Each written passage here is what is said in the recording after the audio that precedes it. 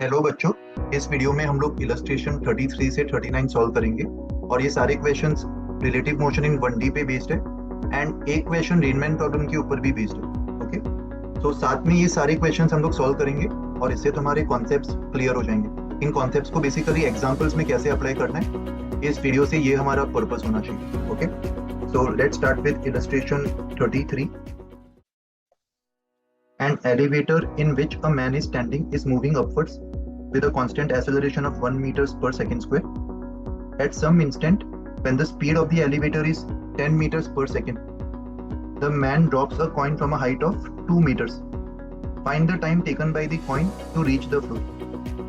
तो मान लेते हैं ये एलिवेटर है और एलिवेटर ऊपर की तरफ कांस्टेंट एक्सेलरेशन से जा रहा है, which is given by 1 meters per second square. A man standing inside the elevator drops a coin. और जब मैन कॉइन ड्रॉप कर रहा है उस समय एलिवेटर का जो स्पीड है वो हमें दिया हुआ है 10 मीटर्स पर सेकेंड और मैन जो है वो कॉइन को 2 मीटर्स के हाइट से ड्रॉप कर रहा है। ओके,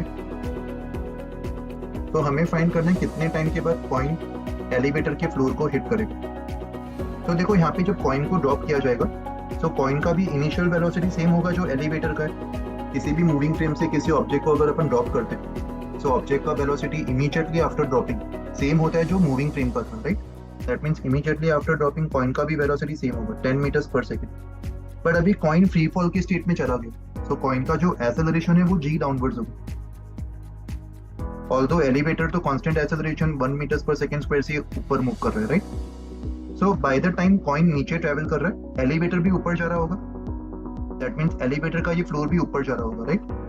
तो ग्राउंड फ्रेम से अगर अपन देखेंगे कॉइन को तो ग्राउंड फ्रेम से कॉइन ने 2 मीटर्स से थोड़ा सा कम डिस्टेंस नीचे की तरफ ट्रेवल किया होगा क्योंकि एलिवेटर का जो फ्लोर है वो भी ऊपर की तरफ ट्रेवल कर रहा है, राइट। सो जब भी हम ऐसा सिचुएशन फेस करते हैं जहाँ पे दो पार्टिकल्स या दो ऑब्जेक्ट्स मूव कर रहे हो, ऐसे सिचुएशंस में हमारा काम आसान करने के लिए हम रिलेटिव मोशन का कॉन्सेप्ट यूज करेंगे। एंड रिलेटिव मोशन के कॉन्सेप्ट में हम लोग किसी एक पार्टिकल या किसी एक ऑब्जेक्ट को ऑब्जर्वर मान लेंगे एंड जिस भी ऑब्जेक्ट को या जिस भी पार्टिकल को अपन ऑब्जर्वर मानते हैं ऑब्जर्वर को हम लोग हमेशा एट रेस्ट अज्यूम कर सकते हैं क्योंकि ऑब्जर्वर के पर्सपेक्टिव से ऑब्जर्वर कभी भी मूव नहीं करेगा, राइट। तो यहाँ पे एलिवेटर या फिर एलिवेटर के फ्लोर को हम लोग ऑब्जर्वर मान लेते हैं। Let's say elevator is the observer. That means elevator की फ्रेम से हम लोग इसको एट रेस्ट अज्यूम कर सकते हैं और साथ में साइन कन्वेंशन भी अज्यूम कर लेते हैं। Let's say downwards is positive. तो इस कन्वेंशन के अकॉर्डिंग एलिवेटर के रिस्पेक्ट में कॉइन के सारे पैरामीटर्स नोट डाउन कर लेते हैं। सबसे पहले velocity of coin with respect to elevator. यहाँ पे C सिंबल मैं कॉइन के लिए यूज कर रहा हूँ and E symbol for elevator. Okay, so velocity of coin with respect to elevator होगा कॉइन का वेलोसिटी माइनस एलिवेटर का वेलोसिटी और ये दोनों इनिशियल वेलोसिटी सेम होंगे। एलिवेटर का भी सेम है और कॉइन को जब ड्रॉप किया उस समय उसका भी इनिशियल वेलोसिटी सेम 10 होगा, राइट। सो इससे रिलेटिव वेलोसिटी 0 आ जाएगा, relative initial velocity. Similarly acceleration of coin with respect to elevator होगा acceleration of coin minus acceleration of elevator. Coin का एक्सेलरेशन जो है वो जी डाउनवर्ड होगा और यहाँ पे जी की वैल्यू हमें 9.8 मीटर्स पर सेकेंड पर लेनी है एंड क्योंकि मैंने डाउनवर्ड्स को पॉजिटिव माना है तो g को प्लस 9.8 ले लूंगा, right. So acceleration of coin जो है वो प्लस 9.8 होगा माइनस एक्सेलरेशन ऑफ एलिवेटर जो है वो 1 metres per second square upwards है और हमारे केस में 1 metres per second square upwards मतलब -1 होगा क्योंकि अपवर्ड्स को हम लोग नेगेटिव मान रहे हैं। So acceleration of coin with respect to elevator ये हमें मिल जाएगा 10.8 metres per second square, right. Next, displacement of coin with respect to elevator. Elevator को अपन एट रेस्ट मान रहे तो एलिवेटर के रिस्पेक्ट में कॉइन एलिवेटर के इस फ्लोर को जाके हिट करने वाला है और इसको हिट करने के लिए कॉइन को 2 मीटर्स डाउनवर्ड्स ट्रेवल करना पड़ेगा with respect to elevator, right. So displacement of coin with respect to elevator जो है वो 2 मीटर्स डाउनवर्ड्स मतलब +2 होगा और हमें फाइंड क्या करना है, find the time taken by the coin to reach the elevator. Time में कोई भी रिलेटिव पैरामीटर अप्लाई नहीं करना होता, टी दोनों के लिए सेम होगा एलिवेटर और कॉइन के लिए। सो टी फाइंड करने के लिए इन सारे रिलेटिव पैरामीटर्स पे हम लोग second equation of kinematics use कर सकते हैं, right? Displacement of coin with respect to elevator equals to initial velocity of coin with respect to elevator into T plus half into acceleration of coin with respect to elevator into T square. Relative displacement 2 के equal होगा, initial velocity 0 equals to half into relative acceleration 10.8 into T square.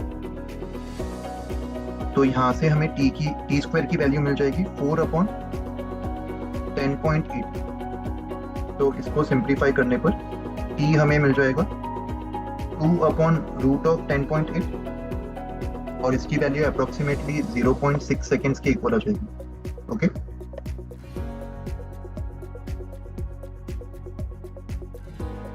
illustration 34.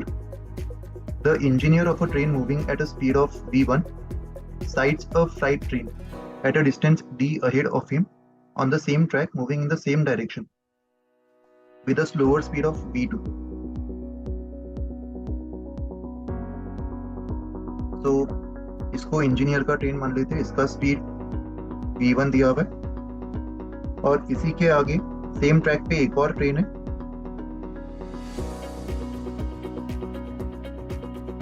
और इसका जो speed है वो v1 से कम होगा और इसका स्पीड v2 गिवन है और इन दोनों के बीच में जो डिस्टेंस है वो d के इक्वल है। तो next condition, he puts on the brakes and gives his train a constant deceleration of alpha. Deceleration मतलब एक्सेलरेशन जो है वो ऑपोजिट टू वेलोसिटी होगा। दैट मींस इस ट्रेन का जो एक्सेलरेशन है वो अपन अल्फा लेफ्ट की तरफ अज्यूम करेंगे। Find the minimum value of d at which the brakes are applied so as to avoid collision. तो यहाँ पे हमें collision just avoid करना है और brakes apply करने पर v1 जो है वो कम होते जाएगा और ये distance भी कम होते जाएगा। तो collision को just avoid करने के लिए हम लोग assume करेंगे कि ये वाला जो ट्रेन है, ये दोनों जो ट्रेन है उनके बीच का सेपरेशन just 0 हो जाएगा, राइट? अगेन इस सिचुएशन में भी दोनों ट्रेन्स मूव कर रहे हैं, इन दोनों ट्रेन्स को ट्रेन ए और ट्रेन बी नाम दे देते। तो हमारा काम आसान करने के लिए एक ट्रेन को ऑब्जर्वर मान लेते। Let's say train B is the observer and जैसे ही मैंने ट्रेन बी को ऑब्जर्वर माना, ट्रेन बी के फ्रेम ऑफ रेफरेंस से, ट्रेन बी के पर्सपेक्टिव से हम लोग ट्रेन बी को एट रेस्ट अज्यूम कर सकते हैं। So with respect to train B, train A के सारे पैरामीटर्स नोट डाउन कर लेते। सबसे पहले initial velocity of A with respect to b, initial velocity of a with respect to b कितना होगा, ua minus u। यहाँ पे एक कन्वेंशन भी चूज कर लेते, let's say right direction is positive. तो इनिशियल वेलोसिटी ऑफ a को अपन पॉजिटिव v1 ले लेंगे और इनिशियल वेलोसिटी ऑफ b को भी पॉजिटिव v2। सो ये इनिशियल रिलेटिव वेलोसिटी होगा। Similarly acceleration of a with respect to b, इसको लिखा जा सकता है acceleration of a minus acceleration of b। Train b constant speed से मूव कर रहा है तो ट्रेन b का एक्सेलरेशन 0 होगा एंड ट्रेन a का एक्सेलरेशन अल्फा लेफ्ट की तरफ, तो ये माइनस अल्फा हो जाएगा। ओके, तो ये पहला relative parameter initial velocity, relative acceleration of a with respect to b। Next देखते हैं relative displacement of a with respect to b। यहाँ पे अपन अज्यूम कर रहे हैं कि दोनों ट्रेन्स के बीच का जो सेपरेशन है वो जस्ट 0 के इक्वल हो रहा है। दैट मींस कोलिजन को हम लोग जस्ट अवॉइड कर रहे हैं। तो उस केस में ट्रेन बी के रिस्पेक्ट से, ट्रेन बी के पर्सपेक्टिव से ट्रेन ए जो है वो डी डिस्टेंस राइट की तरफ मूव कर रहा है। That means relative displacement of A with respect to B, इसको हम लोग पॉजिटिव डी मान सकते हैं, राइट? क्योंकि वो डी राइट की तरफ हो। ऑल्सो जब सेपरेशन दोनों ट्रेन्स के बीच में जस्ट 0 होगा, उस समय ट्रेन बी पे जो ऑब्जर्वर है उसको ऐसा लगना चाहिए कि ट्रेन ए जस्ट रेस्ट पे आ गया और रिलेटिवली ट्रेन ए ट्रेन बी के रिस्पेक्ट में रेस्ट में तभी आएगा जब ट्रेन ए का भी फाइनल वेलोसिटी ट्रेन बी जितना हो जाए, राइट? दैट मींस कोलिजन को जस्ट अवॉइड करने के लिए final relative velocity of A with respect to B should be 0। Yes और नो? क्योंकि फाइनली जब रिलेटिव वेलोसिटी 0 होगा तभी दोनों ट्रेन्स के बीच का जो सेपरेशन है वो फर्दर डिक्रीज नहीं होगा। दैट मींस कोलिजन हम लोग जस्ट अवॉइड कर पाएंगे उसी केस में। सो इन सारे पैरामीटर्स पे हम लोग थर्ड इक्वेशन अप्लाई कर सकते हैं। ओके, थर्ड इक्वेशन से हमें क्या मिलेगा, relative velocity of A with respect to B, इसका square v square equal to u square plus 2as, तो 0 square equals to relative velocity v1 minus v2 होगा, इसका square minus 2 times alpha into S A B, और relative displacement D के equal है, तो इसको simplify करने पर हमें डी की वैल्यू मिल जाएगी v1 माइनस v2 का whole square upon 2 times alpha, right.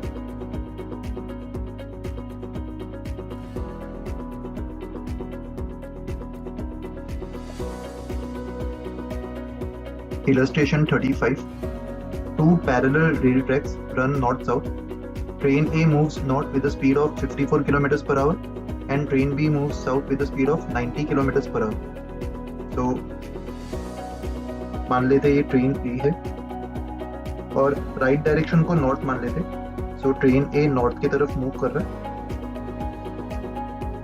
ये नॉर्थ और लेफ्ट को हम लोग साउथ मान।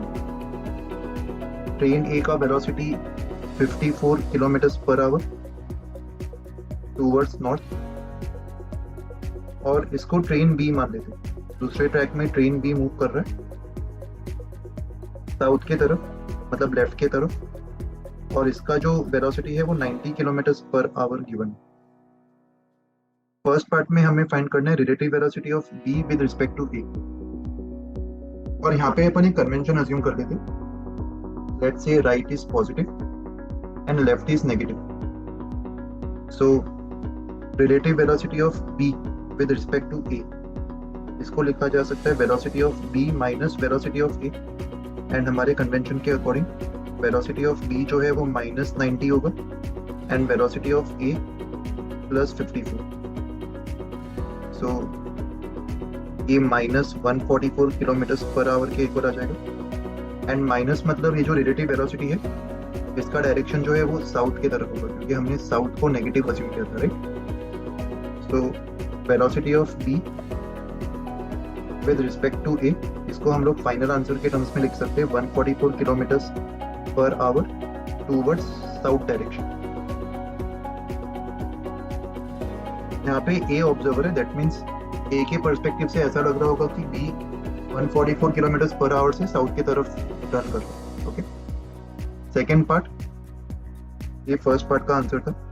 सेकेंड पार्ट में पूछा है relative velocity of ground with respect to B, so velocity of ground with respect to B कितना होगा, velocity of ground minus velocity of B, and velocity of ground 0 के इक्वल है and velocity of B minus 90 के equal है, so ground का जो velocity है वो प्लस 90 किलोमीटर पर आवर आ जाएगा, right. That means relative velocity of ground with respect to B, इसको अपन as a final answer report कर सकते हैं 90 kilometre per our towards north, क्योंकि ये पॉजिटिव आ रहा है एंड हमने पॉजिटिव डायरेक्शन नॉर्थ को माना था,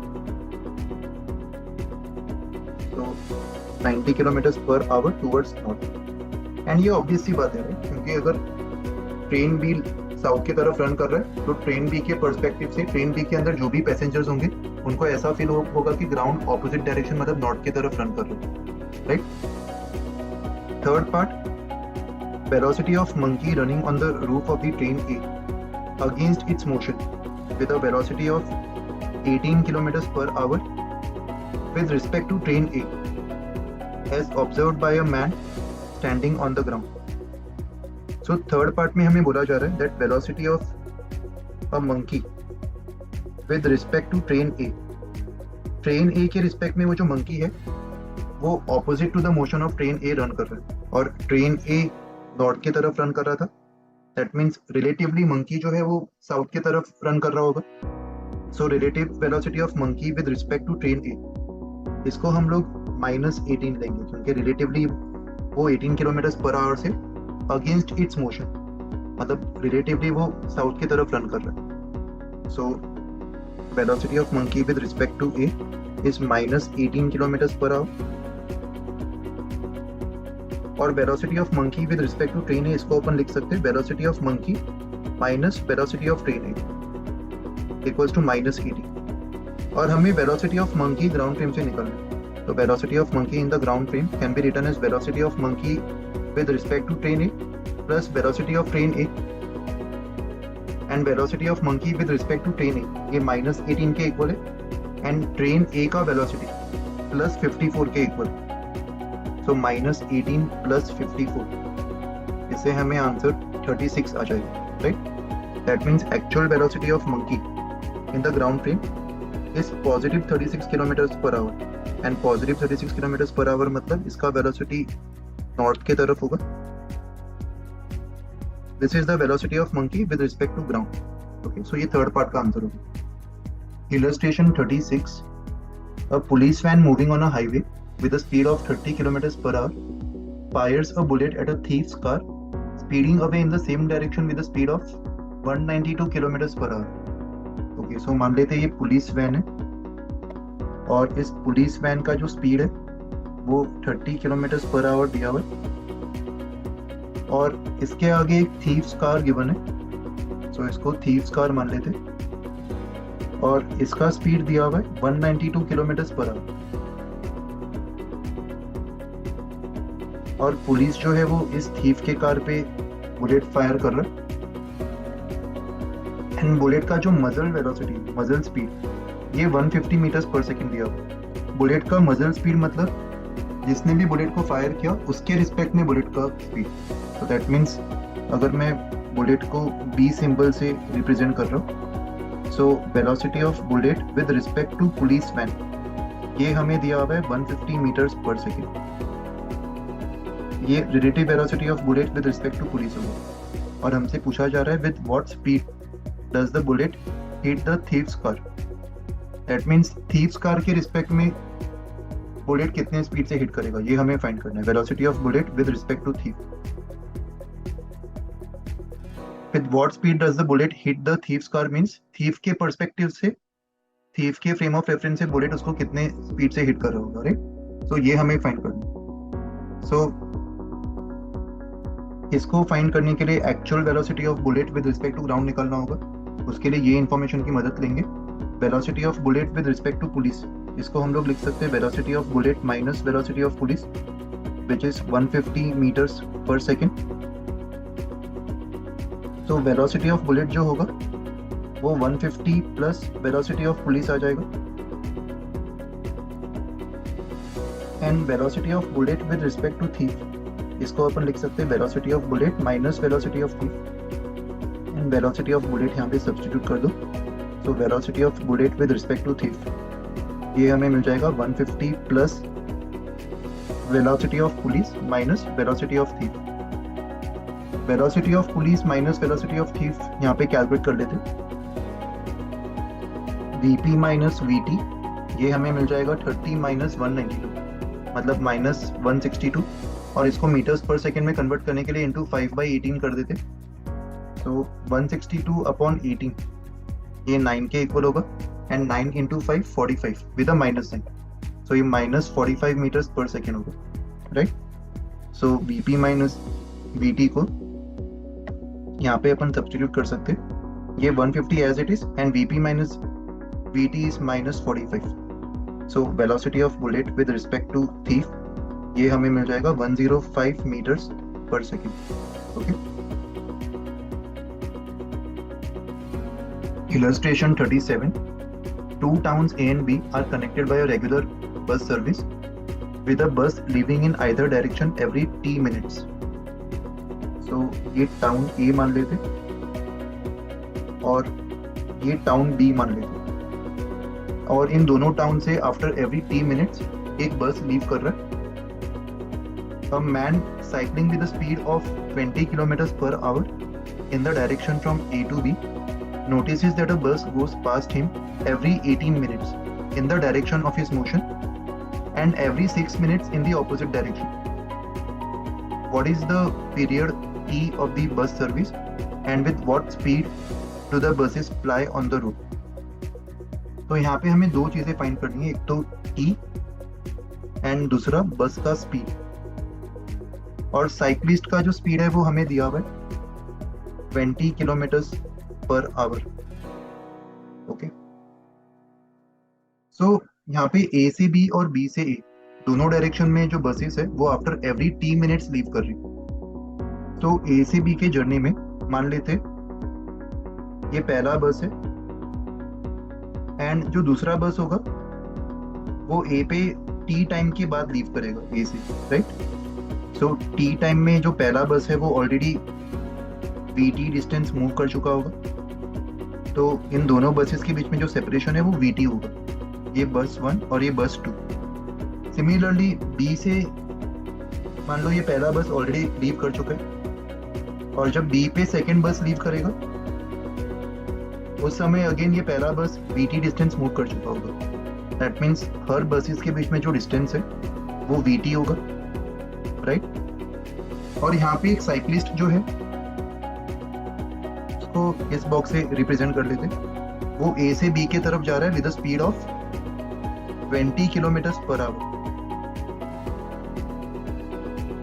तो इनिशियली साइक्लिस्ट का जो लेवल है, पोजीशन है, वो बस 1 से मैच करवा देते एंड सवाल के अकॉर्डिंग जब बस 1 साइक्लिस्ट से पास करेगा उसके 18 मिनट्स बाद सेकेंड बस पास करेगा।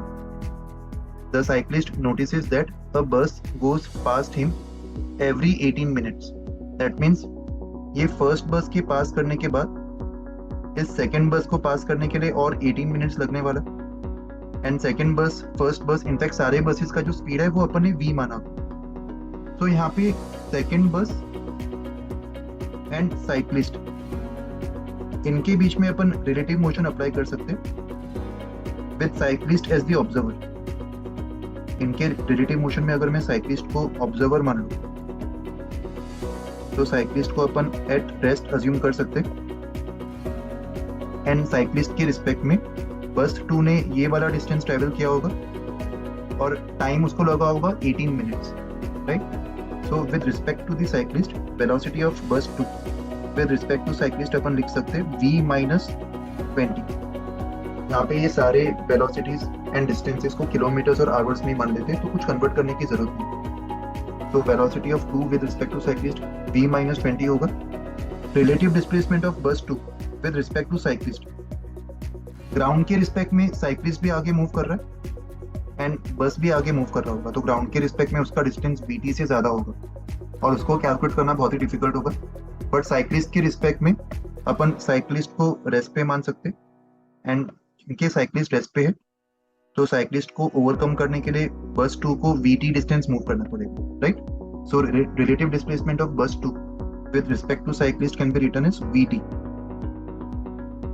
ऑल्सो जो टाइम लगा होगा बस 2 को वो है 18 मिनट्स और 18 मिनट्स को आवर्स में लिख देते 18/60 आवर्स।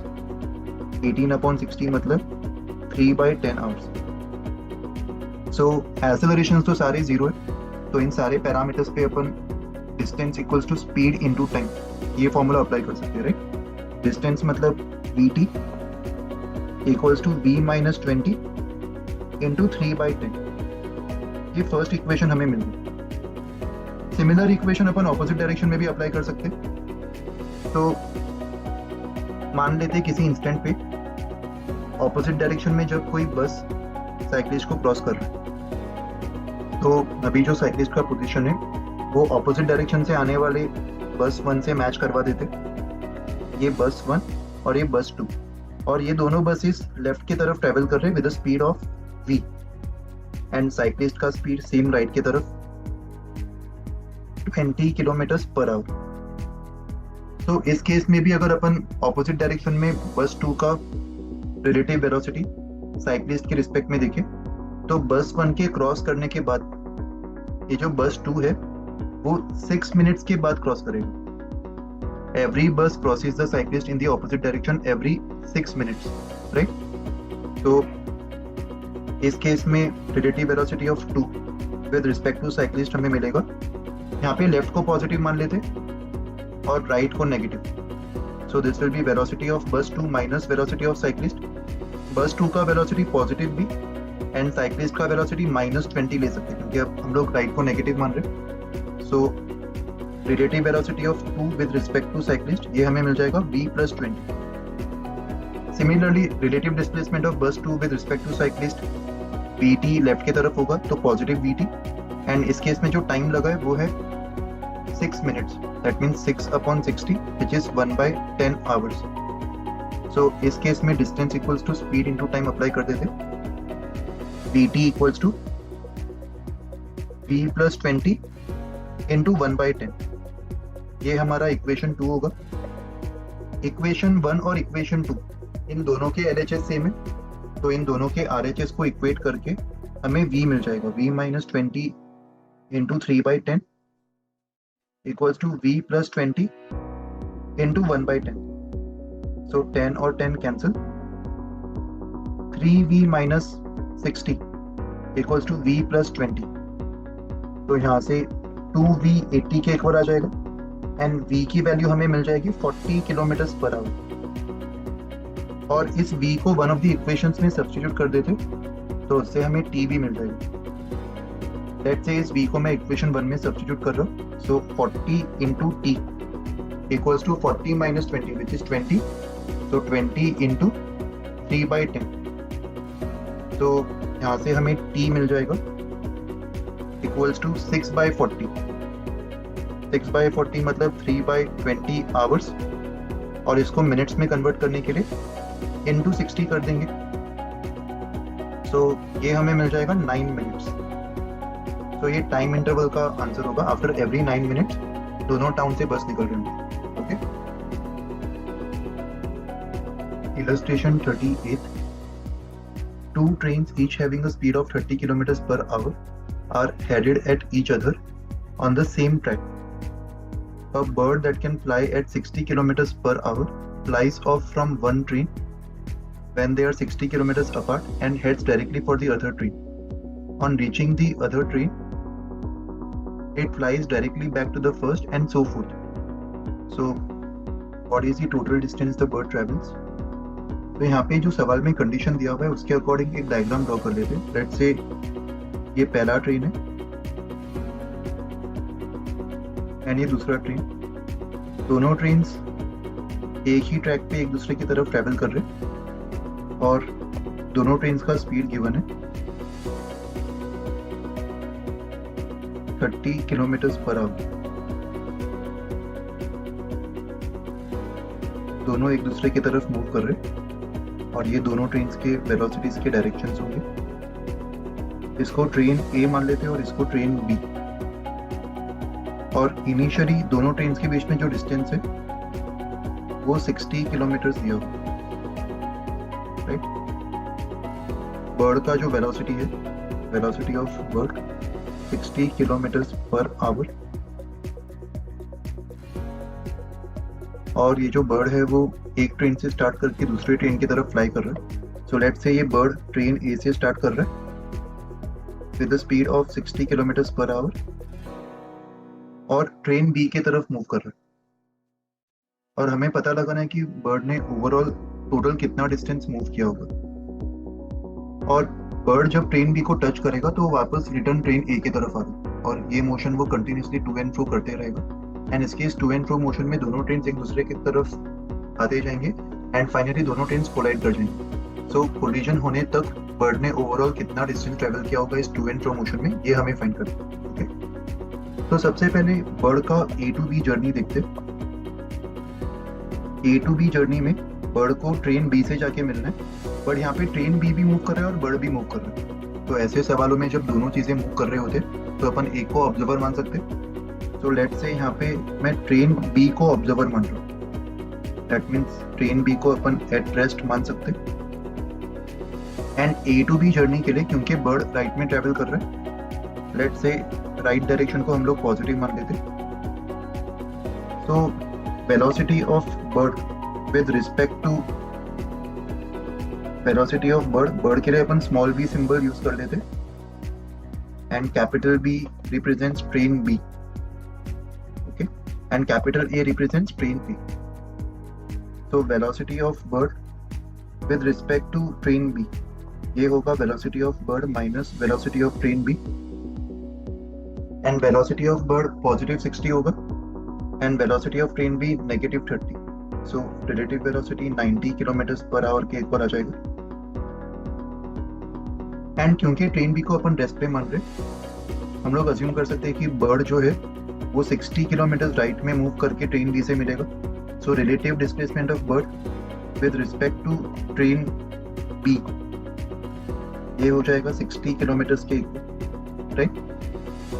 दैट मीन्स बर्ड को जो टाइम लगा होगा ट्रेन बी तक मिलने के लिए, उसको फाइंड करने के लिए हम लोग डिस्टेंस अपॉन स्पीड कर सकते हैं, क्योंकि यहाँ पे सारे एक्सेलरेशन 0 के इक्वल है।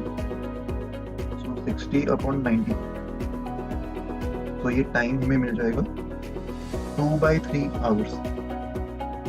सो बर्ड के फर्स्ट ट्रिप में फ्रॉम ए टू बी उसको इतना टाइम लगा होगा, राइट। और इतने टाइम में ट्रेन ए और बी के बीच में सेपरेशन कम हो गया होगा। इनिशियल सेपरेशन 60 था और ये दोनों ट्रेन एक दूसरे की तरफ मूव कर रहे। सो बर्ड के इस ए टू बी जर्नी में ट्रेन्स के बीच का जो सेपरेशन है वो कितना हुआ होगा ये अपन निकाल लेते हैं, क्योंकि अभी जो नया सेपरेशन है वो बर्ड के बी टू ए जर्नी में हमें काम आएगा, राइट। सो नया सेपरेशन निकालने के लिए हमें ये पता लगाना होगा कि with respect to train B, यहाँ पे भी ट्रेन बी को ऑब्जर्वर मान लेते, ट्रेन ए कितना मूव किया होगा। ट्रेन ए का जो डिस्प्लेसमेंट है वो हमें फाइंड करना होगा with respect to train B. तो ट्रेन बी के रिस्पेक्ट में पहले ट्रेन ए का वेलोसिटी निकाल देते, V A minus V B. V A मतलब 30 किलोमीटर राइट की तरफ, पॉजिटिव 30, एंड वी बी मतलब नेगेटिव 30। तो जो रिलेटिव वेलोसिटी है वो 30 minus of minus 30, 60 kilometre per hour आ जाएगा। एंड जो टाइम है वो है 2/3 आवर्स। सो इतने टाइम में ट्रेन ए का जो रिलेटिव डिस्प्लेसमेंट होगा with respect to train B, वो हम लोग लिख सकते हैं 60 relative velocity into time, 60 into 2/3, जो कि 40 किलोमीटर आ जाएगा। दैट मीन्स जिस दौरान बर्ड ने ए टू बी जर्नी कंप्लीट किया होगा, उस दौरान ट्रेन ए जो है वो ट्रेन बी के रिस्पेक्ट में इतना डिस्टेंस मूव कर गया। एंड ओरिजिनली दोनों के बीच में सेपरेशन 60 था, और अभी क्योंकि ट्रेन ए ट्रेन बी के रिस्पेक्ट में इतना मूव कर चुका है, सो अभी दोनों ट्रेन के बीच में जो नया सेपरेशन होगा वो 60 माइनस 40 20 हो जाएगा, राइट। सो ये डायग्राम को वापस नीचे कॉपी कर लेते हैं with the new values of distance.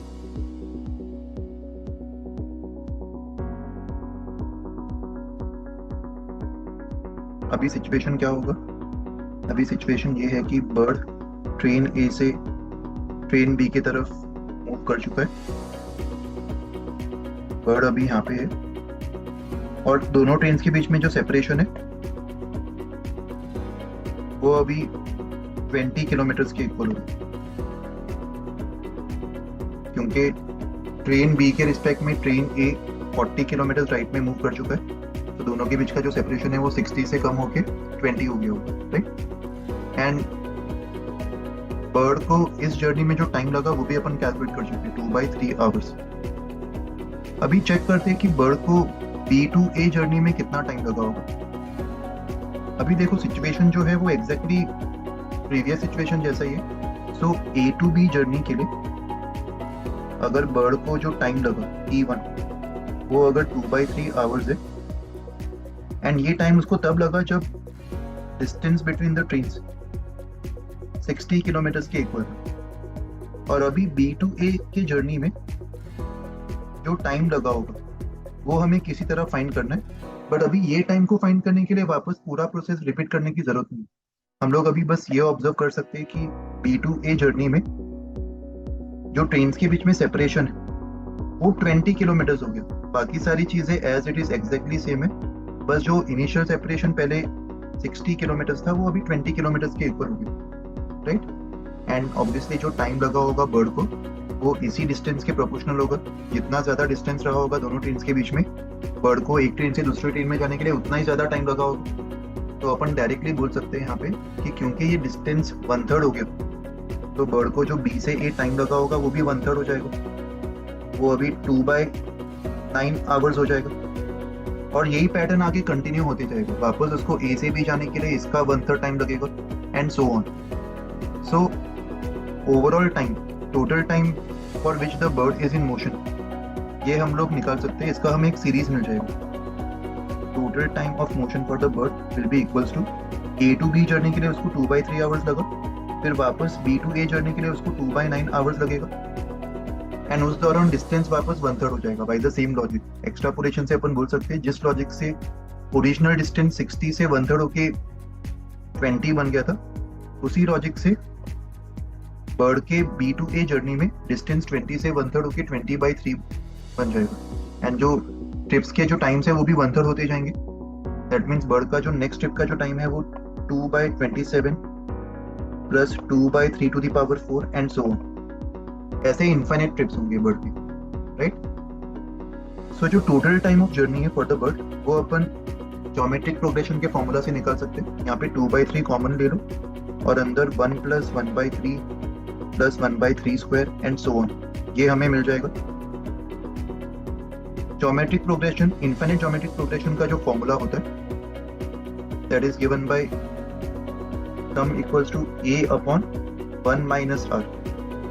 यहाँ पे a 1 के इक्वल है एंड r मतलब कॉमन रेशियो, तो इस केस में a 1 है और r 1/3 के इक्वल है। तो 2/3 बाहर कॉमन है और इस समेशन का जो रिजल्ट है वो 1/1 - 1/3 के इक्वल आ जाएगा, right. So this will be 2/3 into 1/1 - 1/3 मतलब 2/3। तो जो टोटल टाइम है वो 1 आवर के इक्वल आ जाएगा। दैट मीन्स बर्ड जो है वो 1 आवर के लिए मोशन में होगा, एंड इतने टाइम में बर्ड ने जो टोटल डिस्टेंस ट्रेवल किया होगा वो अपन सिंपली फाइंड कर सकते हैं by using distance equals to speed into time. Distance के लिए डायरेक्शन मैटर नहीं करेगा, राइट। सो बर्ड का जो स्पीड है वो तो कांस्टेंट है, bird constant 60 kilometres per hour के स्पीड से मूव कर रहा है, राइट। सो बर्ड का जो ओवरऑल डिस्टेंस है वो 60 × 1 मतलब 60 किलोमीटर्स होगा। तो हमें फर्स्ट पार्ट का आंसर मिल गया। The total distance travelled by the bird will be 60 kilometres. Second part, how many trips can the bird make from one train to the other before they crash.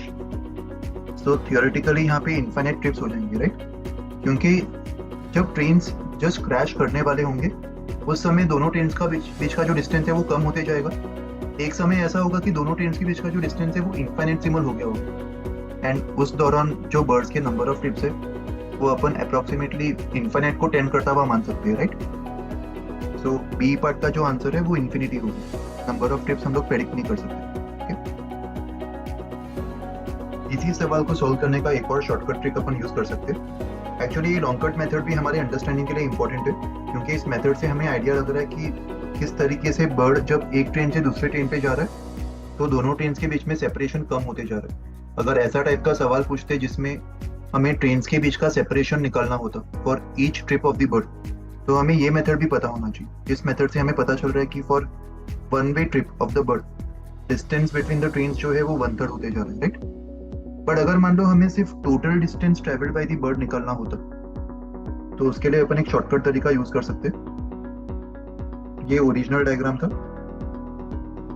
यहाँ पे find करने की कोशिश करते हैं कि after what time the two trains will collide, time of collision. And time of collision find करने के लिए ट्रेन ए का मोशन देखते हैं with respect to train B.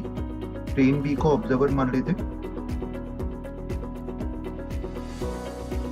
And train B के रिस्पेक्ट में ट्रेन ए का जो वेलोसिटी उसको अपन लिख सकते हैं VA - VB। राइट को पॉजिटिव मान रहे तो VA +30 होगा and VB -30। So relative velocity 60 kilometres per hour आ जाएगा, right. And relative displacement of train A with respect to B जो है वो 60 किलोमीटर्स राइट की तरफ होगा। क्योंकि बी ऑब्जर्वर है तो बी को अपन एट रेस्ट मान सकते हैं। सो ट्रेन बी के रिस्पेक्ट में ट्रेन ए को 60 किलोमीटर्स राइट में मूव करना पड़ेगा फॉर कोलिजन। सो जो टाइम ऑफ कोलिजन है वो अपन निकाल सकते हैं as distance upon speed, 60/60। So time of collision 1 hour के इक्वल आ जाएगा। एंड जब तक कोलिजन होगा तब तक बर्ड कंटिन्यूसली सेम स्पीड से मूव कर रहा है, 30 किलोमीटर्स, सॉरी बर्ड का जो स्पीड है वो 60 किलोमीटर्स पर आवर दिया हुआ है, राइट। बर्ड कांस्टेंट स्पीड से मूव कर रहा होगा। सो 1 आवर तक उसने जो टोटल डिस्टेंस ट्रेवल किया होगा वो हम लोग यहाँ से भी निकाल सकते हैं as speed of the bird which is 60 kilometres per hour into 1। तो total distance travelled by the bird 60 kilometres के इक्वल आ जाएगा, राइट। सो अगर हमें सिर्फ टोटल डिस्टेंस निकालना होता total distance travelled by the bird, तो ये मेथड ज़्यादा बेटर है। But after every trip trains के बीच का जो डिस्टेंस है वो कितना होगा, अगर हमें ये फाइंड करना होता किसी और टाइप के सवाल में, तो हमें प्रीवियस मेथड भी पता होना चाहिए। ऑलराइट, चलो अभी नेक्स्ट सवाल देखते हैं। इलस्ट्रेशन 39, ये रेनमैन प्रॉब्लम के ऊपर बेस्ड है। Rain is pouring at an angle of 37 degrees with the vertical and has a speed of 10 meters per second. So देखो रेनमैन प्रॉब्लम में velocity of rain with respect to ground, इसको लिखा जा सकता है velocity of rain with respect to man plus velocity vector of man. तो rain man problem को solve करने के लिए हम लोग वेक्टर डायग्राम ड्रॉ कर सकते हैं जो इस इक्वेशन को जस्टिफाई करे। तो ऐसे सवालों में generally velocity of man horizontal दिया रहेगा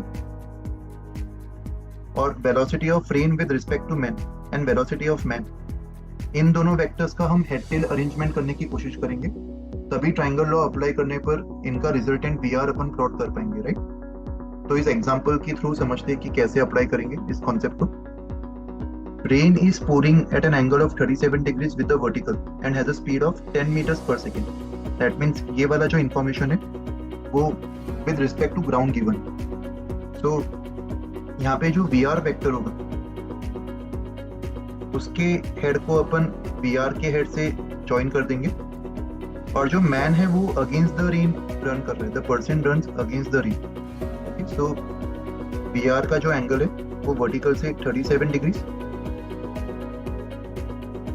और मैन के वेलोसिटी का जो डायरेक्शन है वो ऐसा होगा, तभी वो against the rain, against this rain run कर रहा होगा। सो ये velocity of rain with respect to ground vector होगा, ये velocity of man vector. Velocity of rain with respect to ground, उसका एंगल वर्टिकल से 37 डिग्रीज गिवन है, and सवाल में दिया हुआ है that the person who runs against the rain with 8 metres per second, ये 8 meters per second इसका मैग्नीट्यूड है, velocity of man. He sees the rain making an angle of beta with the vertical line.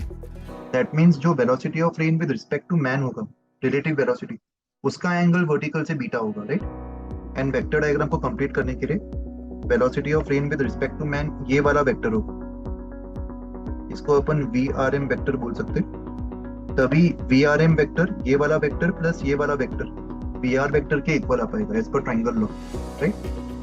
सो यहाँ पे VRM का जो angle है वो vertical से बीटा दिया हुआ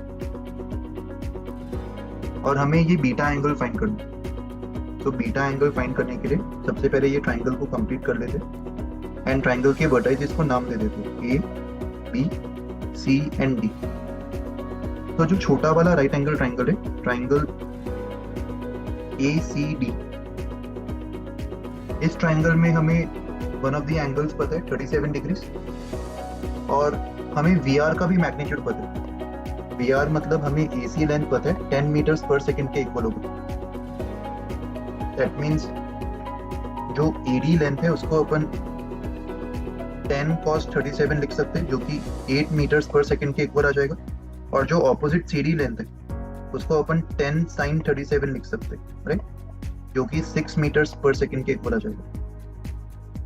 और अभी बड़े वाले राइट एंगल ट्रायंगल में ट्रायंगल ABD, इस ट्रायंगल में tan बीटा निकालने के लिए हम लोग ये फॉर्मूला यूज कर सकते हैं, opposite BD upon AD, and BD को अपन लिख सकते हैं BC plus CD upon AD।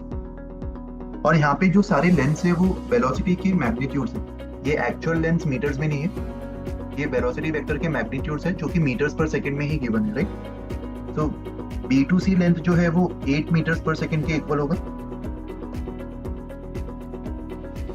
C2D length अपन निकाल चुके हैं 6 मीटर्स पर सेकंड, एंड A2D लेंथ भी हम लोग छोटे वाले राइट एंगल ट्रायंगल से निकाल चुके हैं 8 मीटर्स पर सेकंड, राइट। सो tan बीटा का फाइनल एक्सप्रेशन हमें मिल जाएगा 8 + 6 14 अपॉन 8, जो कि 7/4 के इक्वल आ जाएगा, right. So beta will be equals to tan inverse of 7/4। ये हमारा फाइनल आंसर होगा।